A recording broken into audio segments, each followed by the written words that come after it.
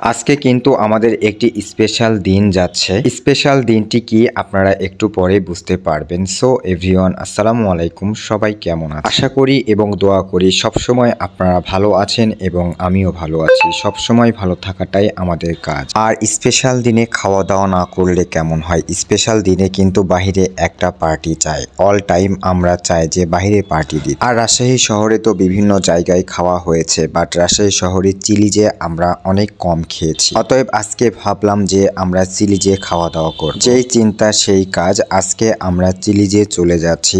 এখন আমরা রিকশাতে আছি কারণ আমাদের অফিসে গাড়িটি ঢুকিয়ে ফেলেছে গ্যারেজে। আর আজকে স্পেশাল দিনটি কি এইটা আপনাদেরকে একটু পরেই আমি জানাবো। অলরেডি জামান ভাই কিন্তু হাঁটা শুরু করে দিয়েছে চিলিজের উদ্দেশ্যে। চিলিজে ঢুকতে না ঢুকতে সামনে আমার এক পরিচিত বড় ভাই দেখা হয়ে গেল। তার সঙ্গে একটু কথা বলে নিলাম। শুভ ভাই, খুবই পরিচিত।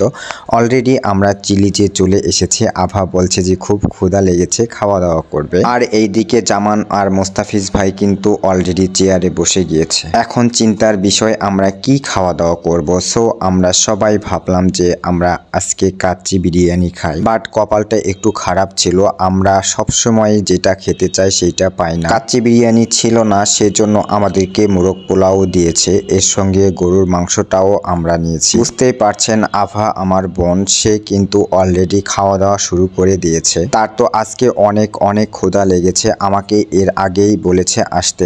আর আমি এইদিকে ভিডিও করা নিয়ে ব্যস্ত। আমার খাওয়া দাওয়া একটু পরেই শুরু হবে। মুস্তাফিজ ভাইও খাওয়া দাওয়া শুরু করেছে। আমাদেরকে গরুর মাংস এবং মোরগ পোলাও দিয়ে দিয়েছে। এইখানে কি দিয়েছে বুঝতে পারছি না। আমার প্লেটে দিয়েছে আস্ত বড় একটি মোরগের ঠ্যাং। আমি ছোটবেলা থেকেই মোরগ খুব পছন্দ করতাম, তবে গরুর মাংস ইদানিং আরো বেশি ভালো লাগে আমার। এখন আপনাদেরকে জানাতে চাই আজকে আমাদের পার্টিটা কি কারণে ছিল। আজকে আমাদের লাইন ম্যানেজারের বার্থডে ছিল। সো আমাদের লাইন ম্যানেজার আমাদেরকে আজকে খাওয়া দাওয়া কমপ্লিট করিয়েছে তার বার্থডের জন্য। কারণ প্রায় দিনেই সে আমাদেরকে খাওয়া দাওয়া করায়, তবে আজকের খাওয়া দাওয়া একটু স্পেশাল ছিল আমাদের জন্য। আর এইদিকে জামান আর মোস্তাফিজ ভাইয়ের খাওয়া দাওয়া কিন্তু শেষ হচ্ছে না। জামান ভাই বলছে যে কিছু রেখে যাবে না, এজন্য সে যত শশা ছিল সব প্লেটে নিয়ে খাওয়া দাওয়া শুরু করে দিয়েছে। আর খাওয়া দাওয়ার পরে শশা খেতে কার না ভালো লাগে, আমারও কিন্তু খুব ভালো লাগে শশা খেতে। আর খাওয়ার পরে কিন্তু আমাকে ধনিয়া খেতেই হবে। ধনিয়া না খেলে আমার